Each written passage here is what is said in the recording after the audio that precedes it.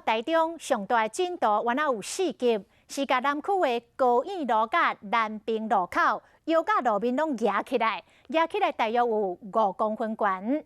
这个涂骹的雅士公线甲自来水管嘛拢腰甲破去，雅士来外涉会当闻到震动的雅士味。附近的乡亲是正惊会引发着爆炸。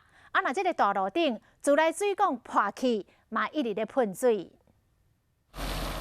伫大路中，自来水管憋起，这自来水伫涂骹底一直喷出来。台中上大震度4级，这点仔架路变形拢碰起来。清晨5点多的地震，造成台中市呢这个路口的这个地面隆起来有5公分这么高。这所在是台中南区南平路甲高院路口，地面拢碰起来，经销伫200公尺外围封锁线，工程人员嘛赶紧来抢修，现场闻到雅士味，雅士管破去啊！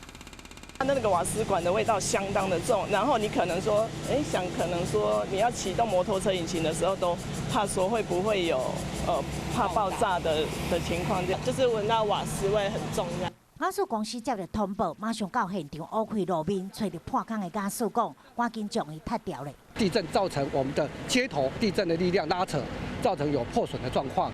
雅士公司的人伫现场提名单自来水管补好了后，才过来补修雅士管线。